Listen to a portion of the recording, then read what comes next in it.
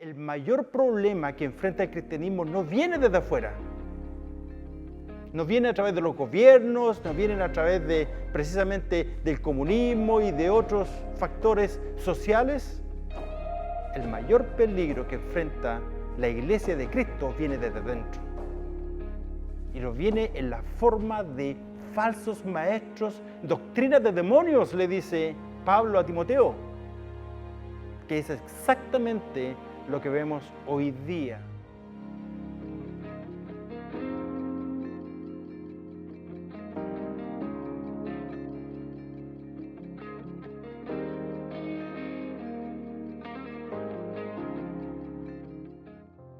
Nuevamente, bienvenidos a nuestra reunión, estudio bíblico, ¿verdad? Que ya vamos a cumplir un año desde que comenzamos allá a fines de agosto del año pasado con los fundamentos de la fe. Y no sé ustedes si es que pueden apreciar la importancia de todos estos temas que hemos estado tratando, ¿verdad? Lentamente comenzamos con la introducción a la Biblia, cómo conocer a la Biblia, luego seguimos con los importantísimos, los atributos, el carácter de Dios, quién realmente es Dios, cuál es su carácter, ¿verdad? Y luego seguimos con la persona de Cristo, quién es Jesús, para continuar con la obra de Cristo, qué es lo que ha hecho. Y para ahora, hoy día, comenzar con el tema número 6, la salvación. Los fundamentos de la fe son importantísimos para la vida cristiana. Si usted no tiene un buen fundamento en su vida espiritual, adivine lo que le va a pasar a su estructura. ¿Qué va a pasar con su estructura? Al primer viento de la prueba, la tentación, la aflicción, las injusticias y esas cosas que suceden en la vida, ¿verdad? Va a haber problemas, ¿verdad?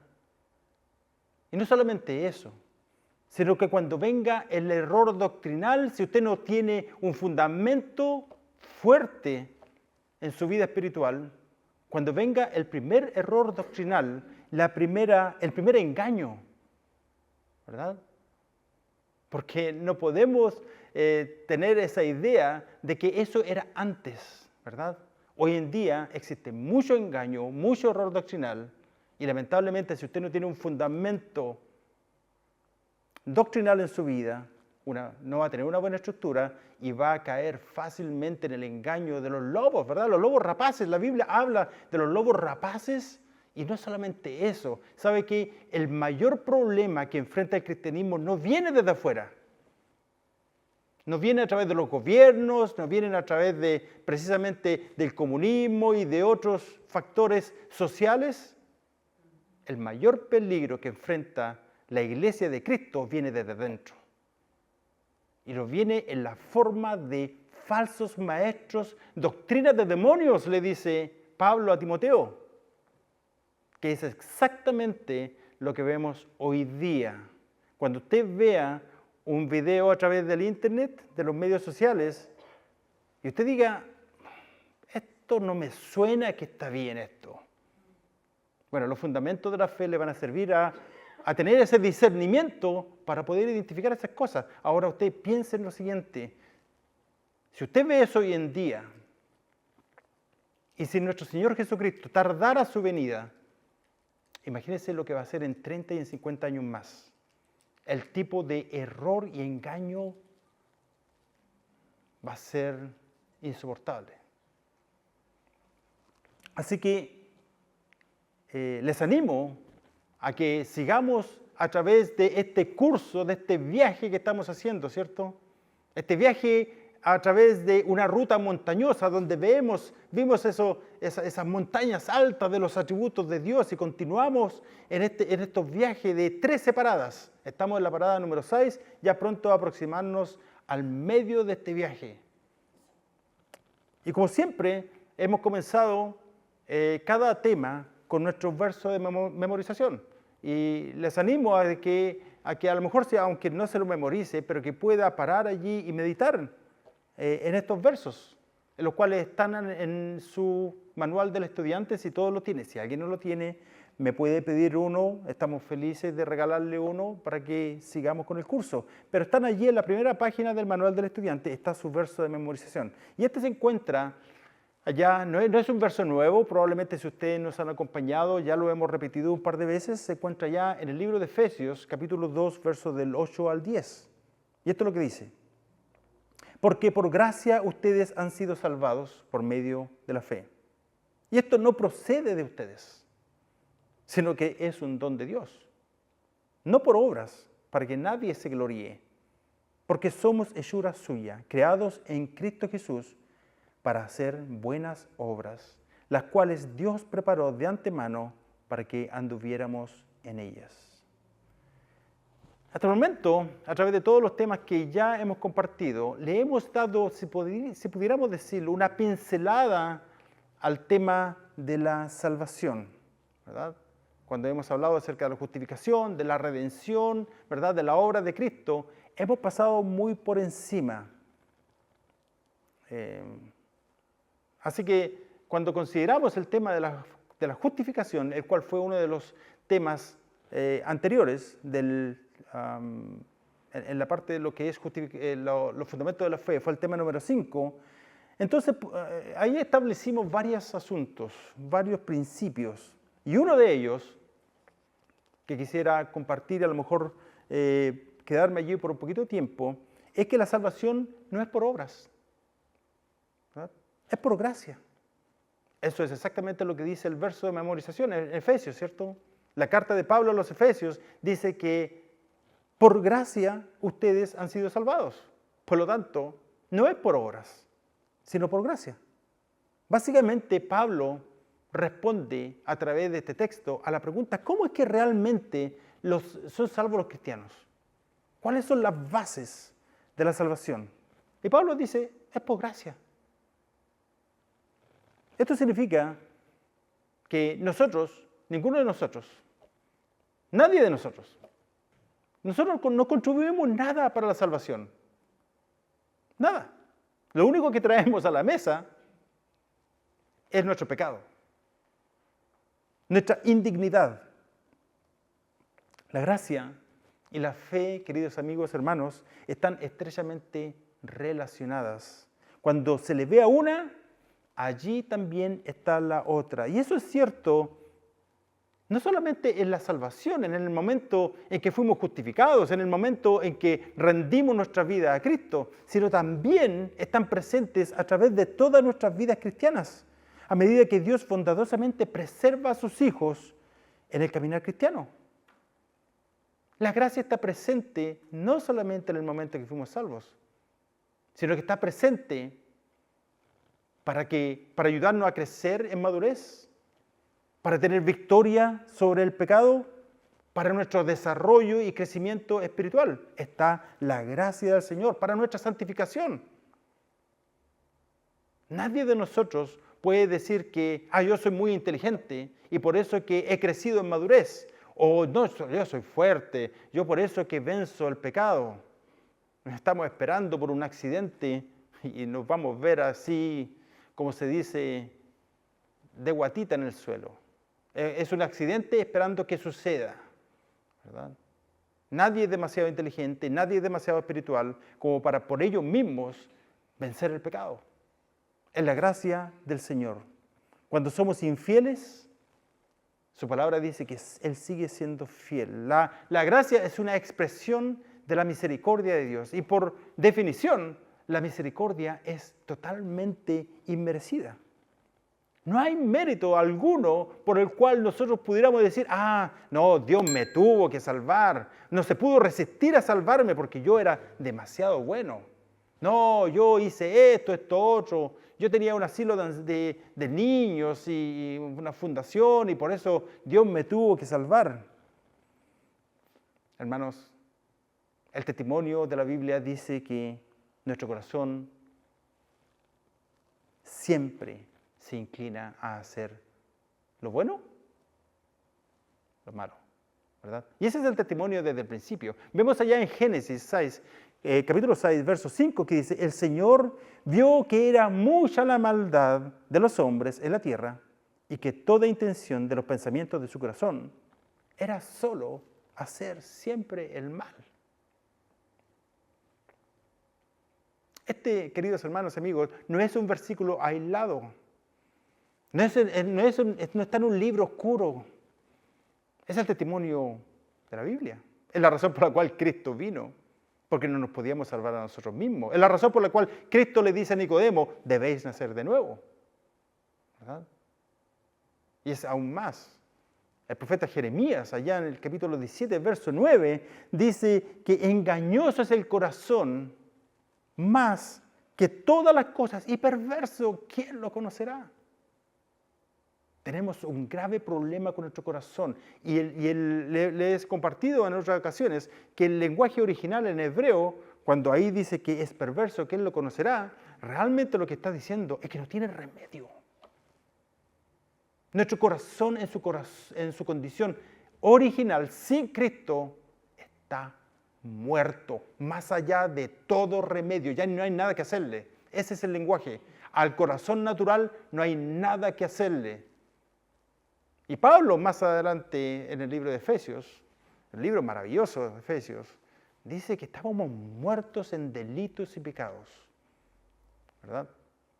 Es el mensaje y el testimonio de la Biblia. Esto, aunque sea difícil de comprender, pero esto también se aplica a los niños. Es un tema que realmente a veces trae debate, pero también se aplica a los niños, ¿verdad? Ellos nacen pecadores, ellos son pecadores, aunque se vean tan tiernos cuando nacen. Pero adivine qué, usted, cuando ellos son niños, ¿usted le enseña a portarse bien o le enseña a portarse mal? Normalmente a los niños les enseñamos a portarse bien, ¿cierto? ¿Y por qué será eso? Porque los niños naturalmente hacen lo que está malo, ¿cierto? Uno no sabe cómo el niño tiene menos de un año y ya es egoísta, ¿verdad? No quiere darle su juguete a otros niños. No sabe cómo lo hizo que a los 2 años ya está mintiendo. Naturalmente los niños ya hay maldad. Y es la razón por la cual nosotros obligadamente los padres hemos tenido que enseñarle a hacer el bien, a enseñarle la ley de Dios, ¿verdad? Mentir es malo. Y empezamos por ahí, ¿cierto? La gracia significa que no recibimos lo que merecemos. Por gracia soy salvo. La gracia significa que no recibimos lo que merecemos. Nosotros merecimos el castigo. Y merecimos ser excluidos de la gracia de Dios. Pero ahí tenemos a Jesucristo, quien fue nuestro sustituto y Él cargó con nuestro castigo, el castigo que nosotros merecíamos. La Biblia dice que cuando las personas sin Cristo han rechazado su señorío, han rechazado el mensaje de reconciliación del Evangelio. ¿Recuerdan que estuvimos viendo hace un par de segmentos atrás? La reconciliación. Y cuando las personas sin Cristo rechazan esa oferta gratuita del Señor, bueno, ellos al final de sus vidas reciben exactamente lo que ellos merecen. Le hemos compartido anteriormente este verso en Romanos 2:5. Dice, pero por causa de tu terquedad y de tu corazón no arrepentido, estás acumulando ira para ti en el día de la ira y de la revelación del justo juicio de Dios. Una persona sin Cristo que le rechaza y rechaza el mensaje, el evangelio, la palabra de reconciliación, ella por sí mismo decide él mismo soportar el castigo de Dios. Mientras que cuando tú obedeces al llamado de Dios de reconciliación, el evangelio, entonces quien sufre nuestro castigo que nosotros merecíamos es Jesucristo, ¿verdad?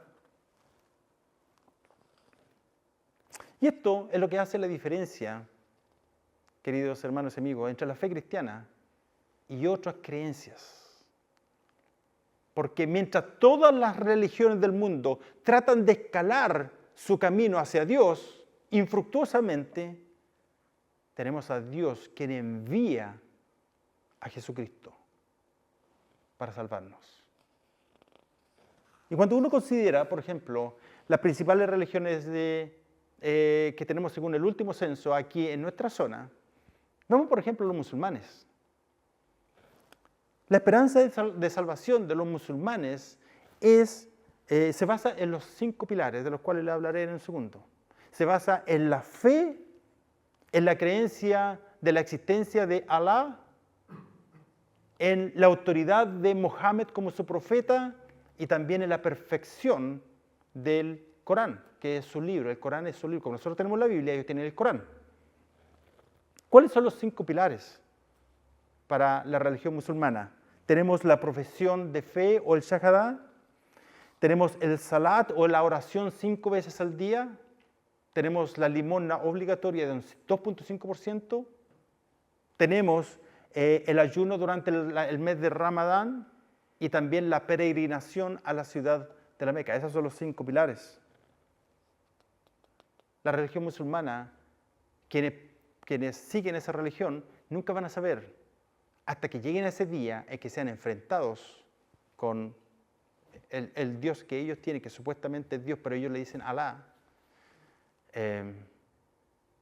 Van a ver si que sus obras buenas son mayores que las malas, pero jamás van a tener la certeza de la salvación en sus vidas. Por otra parte, otro grupo importante religioso en nuestra zona son los budistas y también los hindúes. Algo más o menos parecido en estas religiones orientales. El budismo fue fundado como una forma de ateísmo que rehúsa creer en un Dios que es personal, creador y soberano sobre la vida de las personas, sobre su destino. Ellos rehúsan, el problema principal de ello, del budismo, es que no pueden reconciliar el sufrimiento. Esa es una palabra clave para ellos. No pueden conciliar el sufrimiento, el juicio y la maldad con la idea de un Dios que sea bueno, santo y justo. Es un gran problema para ellos. El budismo es una religión impersonal de autoperfección y la idea es llegar a la muerte, a la extinción o al nirvana, que le llaman ellos,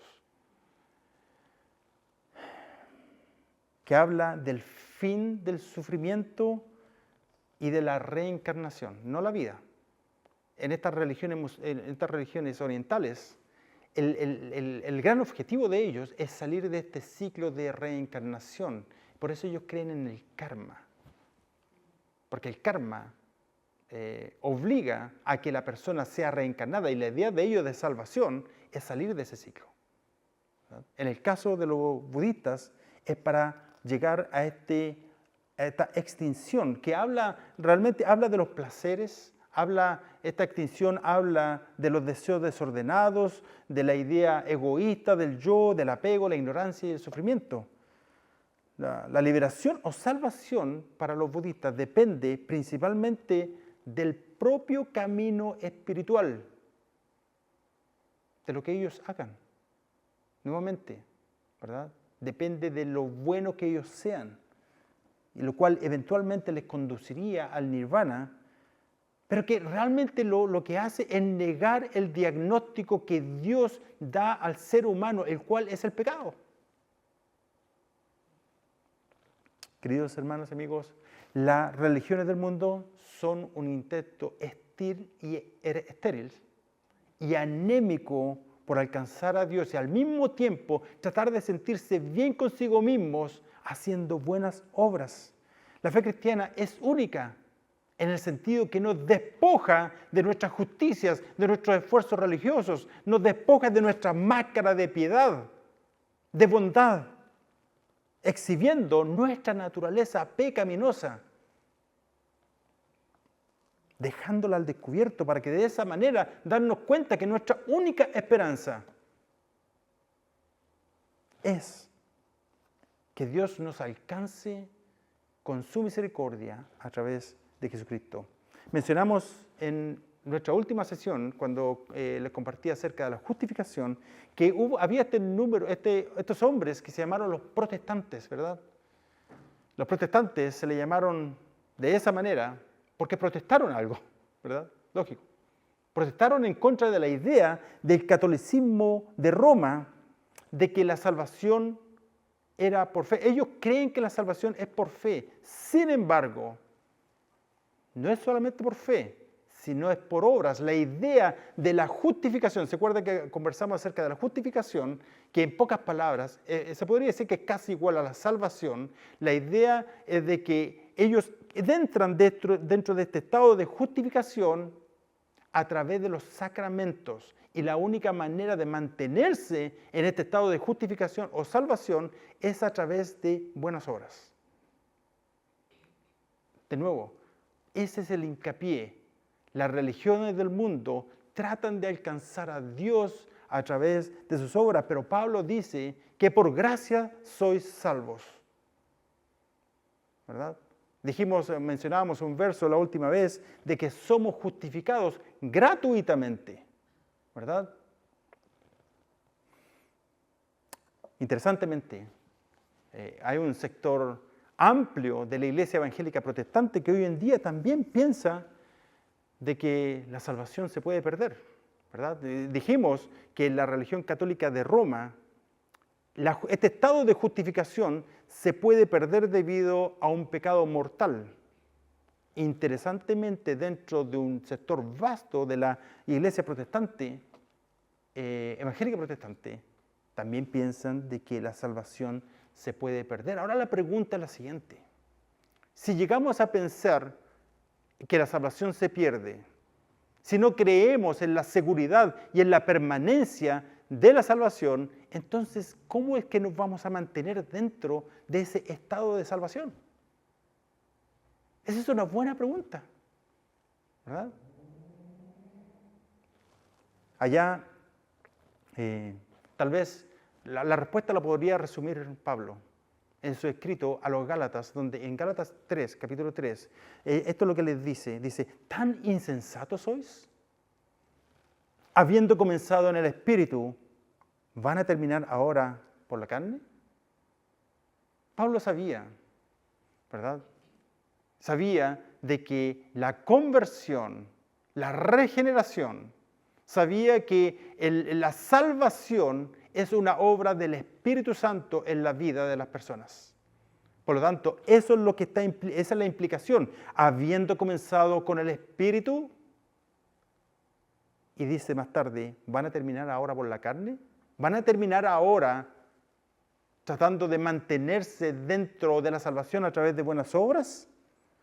Aún el mismo Señor Jesús, allá en Juan 10, 28, dice, yo les doy vida eterna y jamás perecerán y nadie las arrebatará de mi mano.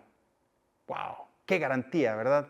Esa es una garantía. La doctrina de la permanencia o la seguridad de la salvación es ampliamente desplegada en el Nuevo Testamento.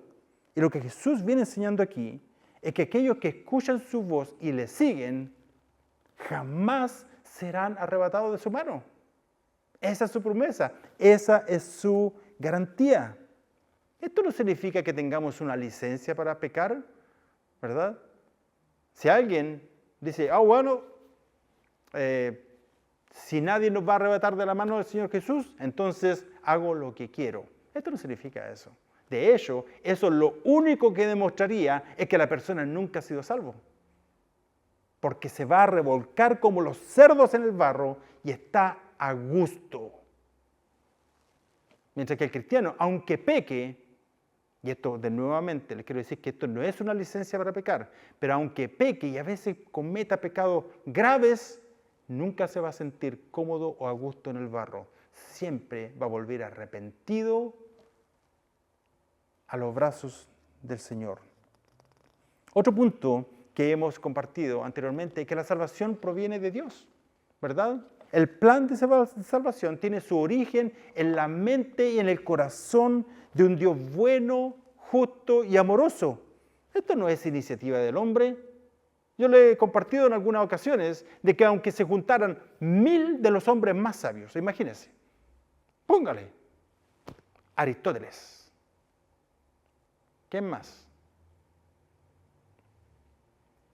Elon Musk, si alguien pudiera decir alguien de la época moderna, y supongamos que sean 1000 hombres de los más sabios en la historia del mundo, y se juntaran por 100 años, supongamos que duraran más tiempo, para crear un plan de salvación, ¿verdad? Y cuando llegaran el día después, el día de entregar su documento acerca de su plan de salvación, lo único que habrían podido lograr son más religiones centradas en los hombres. Totalmente estériles, totalmente anémicas, tratando de ayudar a las personas a poder alcanzar a Dios. Por otra parte, otra cosa que hemos compartido también es la necesidad de la salvación debido a la imposibilidad del hombre debido al pecado, ¿verdad?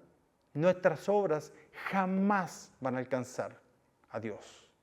Siempre van a quedar cortas, porque Dios conoce nuestro corazón, porque debido a lo que hemos compartido otras veces, ¿verdad? Acerca de la condición del hombre. Y Pablo dice, por cuanto todos pecaron, todos, dice, no alcanzan a la gloria de Dios. Otras versiones dicen que están destituidos de la gloria de Dios. Por lo tanto, como hemos dicho anteriormente, la salvación es por gracia. Es un favor inmerecido de Dios, es gratuita. Solo uno que nunca hubo pecado pudo expiar por nuestros pecados, y ese es Jesús. ¿Verdad? Entonces, nuestro verso de memorización dice que por gracia sois salvos por medio de la fe. ¿Qué significa esto? Que seamos salvos por medio de la fe. Bueno, ya vimos que la salvación no es por obras, no es por fe más obras, ¿verdad? Y quisiera enfocarme en estos breves minutos acerca de la fe, por unos minutos. Existen 3 componentes acerca de la fe. 3 cosas, elementos esenciales que deben estar presentes en la fe. Y para hacerlo más fácil, estos 3 elementos empiezan con C. El primero es conocimiento, el segundo es convicción y el tercero es confianza. Los 3 empiezan con C. Entonces comencemos con el primero, conocimiento. A muchas personas cristianas, aún cristianas, les parece extraño de que la fe implique conocimiento. Sin embargo, yo no conozco muchas personas que confíen algo de valor a un extraño, ¿verdad? O sea, no sé usted, pero si yo tuviera algo que valor, no le diría a alguien que va pasando en la calle si me lo cuida, ¿verdad? Imagínense los niños. No le diría a un extraño que cuide a mis niños. ¿Cuánto más con la eternidad?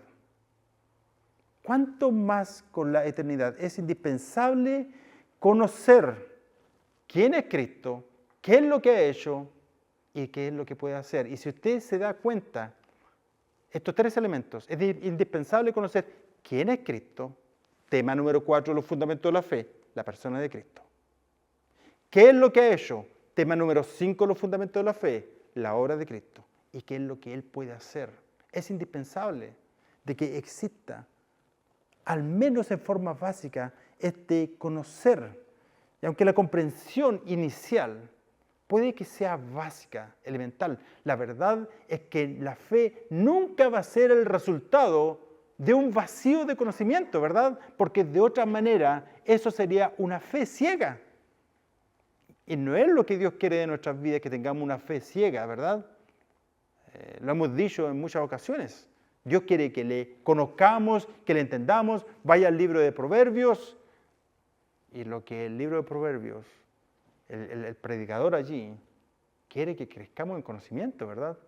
Una de las grandes críticas del autor de Proverbios es de que no quiere que seamos perezosos, holgazanes.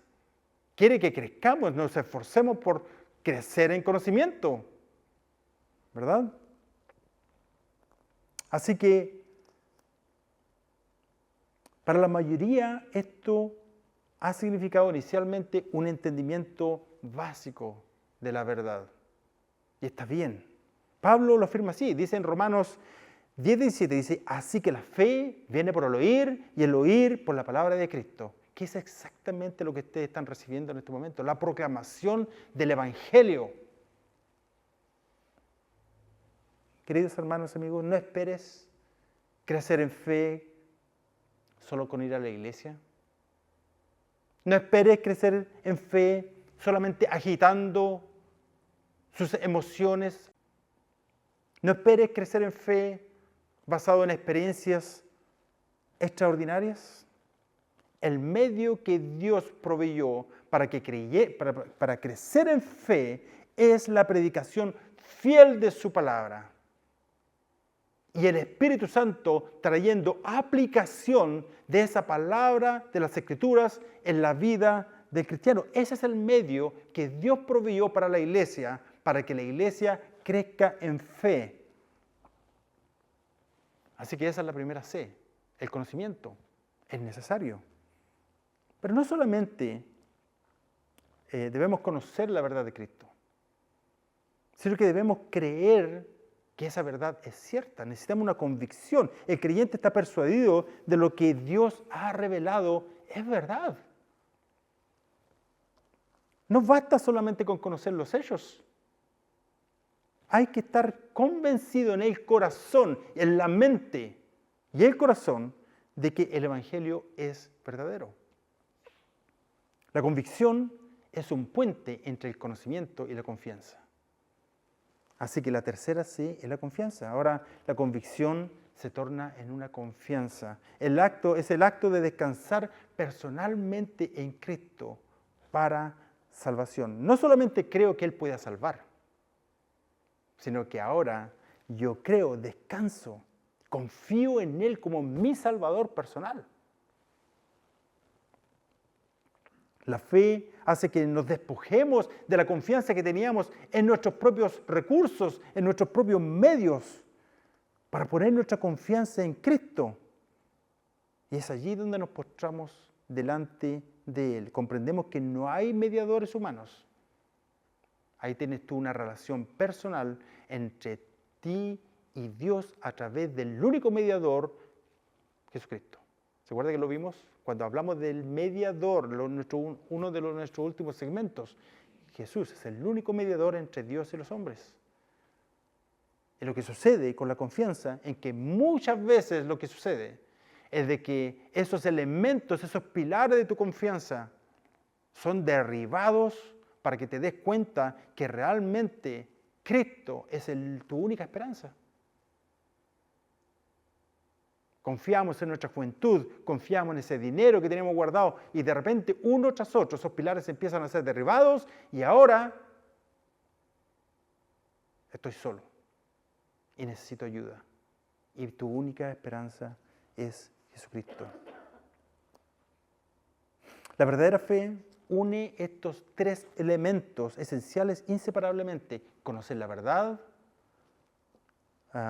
estar convencido de ello, y descansar únicamente en Cristo para salvación. El único camino que Dios provee para salvación es a través de Cristo. Por eso que Jesús dijo, yo soy el camino, yo soy la vida, no soy un camino, dice, yo soy el camino, yo soy la vida, y nadie va al Padre sino por mí. Pedro y Juan, allá en ese testimonio, ¿se acuerda que leímos en nuestra lectura inicial de cuando sanaron al cojo de nacimiento? Luego de nuestra lectura, lo que continúa allá en el capítulo 4, dice que fueron agarrados y fueron llevados al concilio de ancianos, a las autoridades religiosas, ¿verdad? Y allí, Pedro, esto no tiene nada que ver, hubo una transformación radical en la vida de Pedro, ¿verdad? Esto no tiene nada que ver con el Pedro que negó 3 veces a Jesús. Este es un Pedro que había sido bautizado con el Espíritu Santo.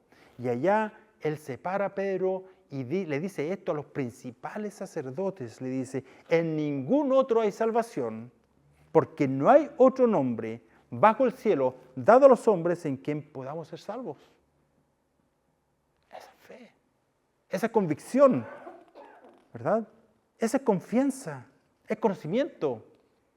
Por tanto, y considerando todo lo que hemos compartido hasta hoy día a través de esta serie, podemos deducir que la salvación no es por fe en nosotros mismos. No es por fe en ninguna religión. No es por fe en ningún pastor. No es por fe en ningún pontificado. No es por fe en ningún hombre ni ningún santo. La fe es fe en Jesucristo.